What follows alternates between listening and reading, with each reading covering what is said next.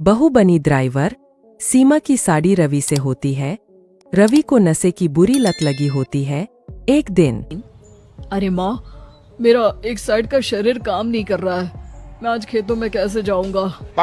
अरे बेटा, ऐसा ना बोल। तेरे पापा के जाने के बाद से तू ही घर चलाने का सहारा है। मैं डॉक्टर को बुला लाती हूँ। देखिए बहन जी, रोहन के शरीर के एक साइड में लकवा है। अब वो कभी ट्रैक्टर नहीं चला पाएगा। घर में मंहूसियत का माहौल हो जाता है। लीजिए माँ जी, रोटी खा लीजिए। अरे बेटा, मुझे तो भविष्य की चिंता हो रही है। मेरा एक ही बेटा है और वो भी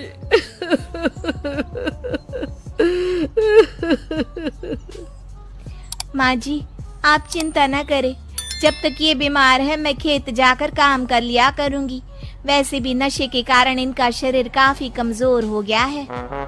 अगले दिन सीमा खेत में जाकर काम कर शाम को घर लौटती है। ये ले बेटा, पानी पी ले। कैसा रहा काम का पहला दिन?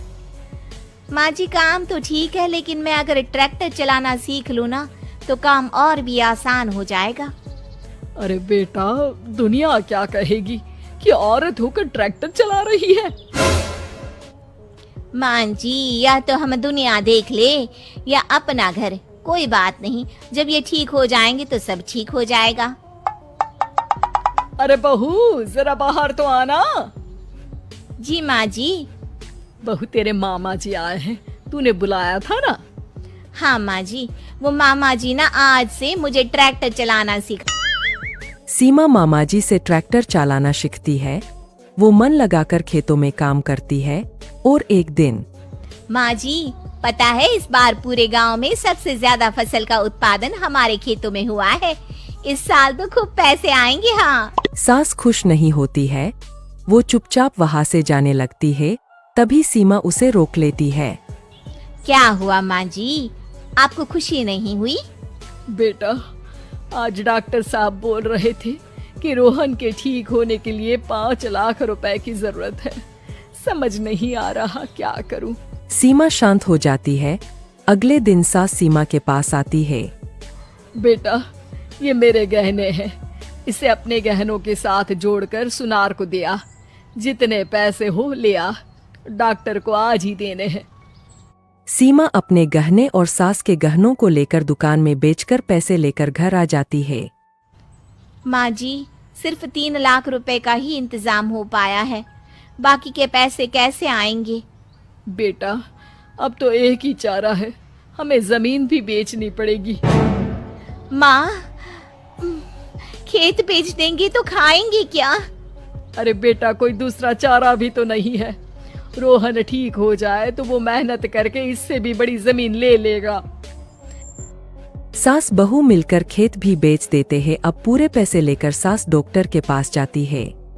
डॉक्टर साहब, ये लीजिए सारे पैसे। बस किसी तरह मेरे बेटे को ठीक कर दीजिए।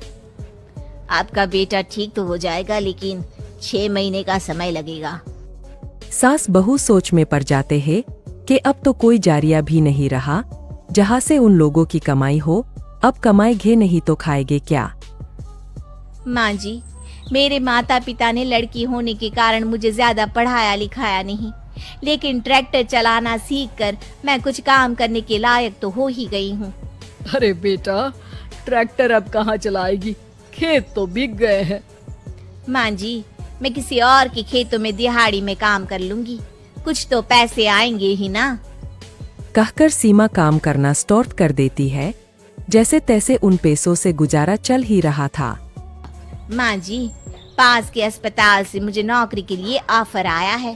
पैसे भी ये 4 गुना ज्यादा मिलेंगे और अब खाने पीने दवाई के साथ हम कुछ पैसे भविष्य के लिए भी जोड़ पाएंगे।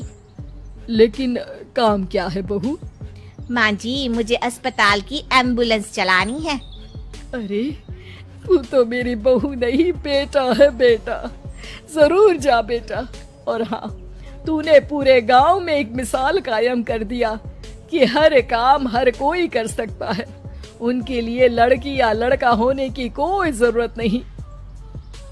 सीमा मन लगाकर काम करना शुरू कर देती है। आगे जाकर वो